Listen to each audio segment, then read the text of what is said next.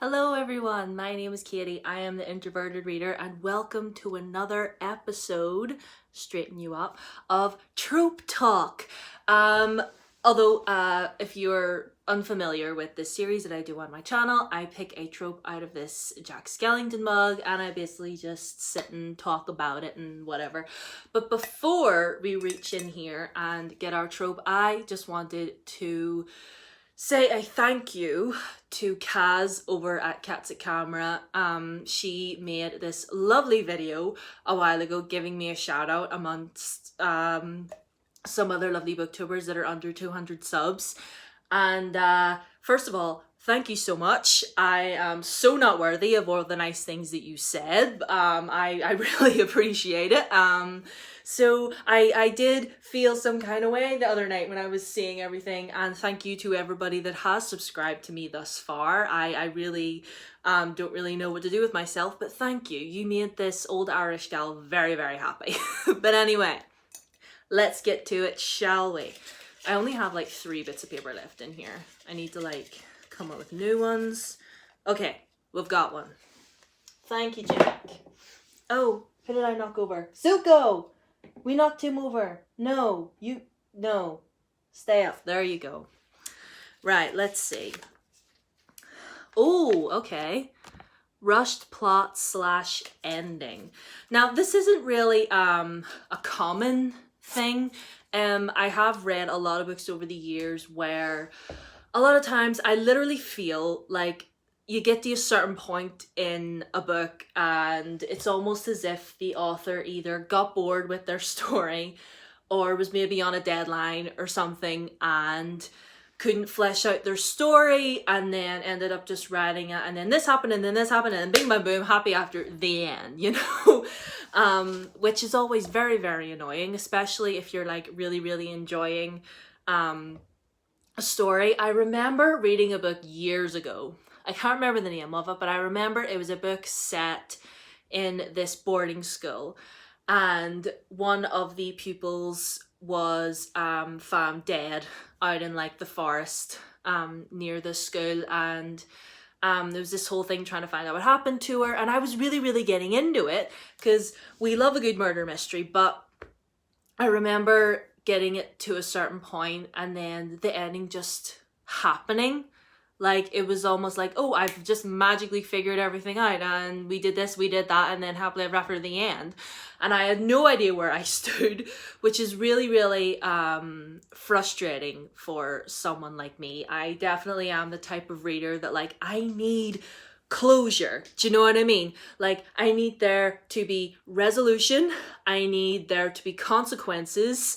I need there to be like a proper ending. So I'm sitting here satisfied. Do you know what I mean? Like, don't build it up and then give me nothing. Do you know what I mean? Like, that really, really irritates me. And especially if we're not even like halfway done with the plot yet, and then again, I literally feel like it's almost as if the author just got bored and they're just like, you know what, I'm kind of done with this story. I don't even think I know where it's going anymore. And at that point I'm like, well, then you should have spent more time on it. Do you know what I mean? Like, you should have just spent more time fleshing out your story. Like, for me, I know what the ending of my story is going to be, but the number one thing that I want to get right when it comes to writing my own novel is that everything is fleshed out properly and that everything is explained, and that whenever all the readers that are hopefully going to be reading my book in the future will see that I thought everything through, that I didn't get bored, and that I didn't you know, that it's almost like, I'm trying to think of the word, but it's almost like offensive to the person that's going to be reading your book, because that person like took their hard-earned money and purchased your book or made the trek to the library and saw your book and thought, oh, here, I'll give this a read, only for it to get to the ending and have it be rushed or have it be disappointing.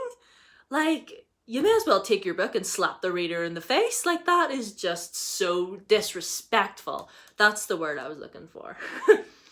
I have my water here again. The first time I did an episode of this, I had a hot drink with me, if you remember, but I was so paranoid all the way through that I was gonna drop it and spill it everywhere. So just water for safety reasons. Anyway, like I was saying, it's so disrespectful to the reader, in my opinion, because you clearly didn't love your book well enough, and you clearly don't respect the readers enough to give them a real proper ending. And what's even more frustrating than a rushed ending is an ending that's like left open. Do you know what I mean? Don't give me an open ending unless you're planning on giving a sequel. Do you know what I mean? Because to me, in my opinion, an open ending is sort of is a cliffhanger. Do you know what I mean? Like, cliffhangers are open endings because we don't know what's going to happen next.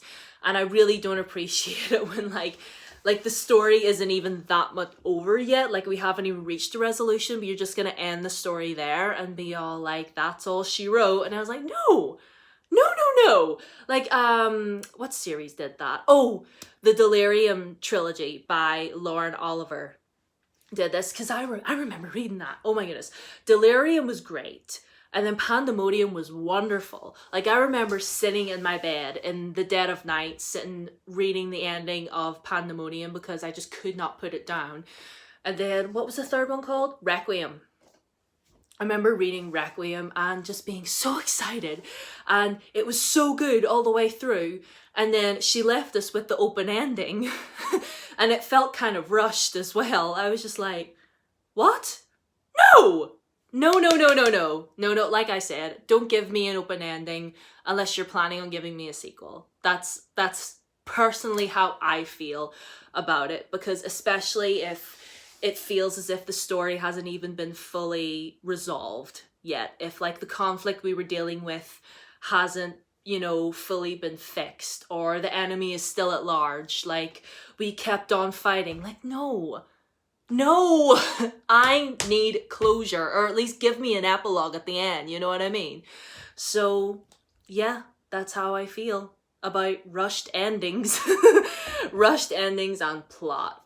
So yeah, that is the episode of Trope Talk done for today. Thank you again, Kaz, for your wonderful shout out. It genuinely meant so much.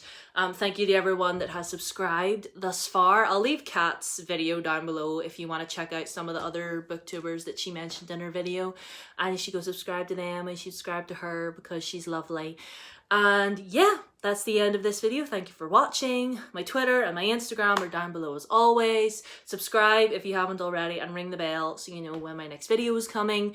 I have my November wrap up and my December TBR is coming soon. My sister is going to be picking out the books that I'm going to be reading in the month of December, and I am both excited and terrified at the same time because whatever she picks out, I have to read. So, and she's all for it. She's all excited. So I'll see you for those two videos, and also for Trope Talk next week. If you have any tropes you want me to talk about for next week, leave them down below. And yeah, I generally really love all of you guys. Thank you so much, and I'll see you next time. Bye.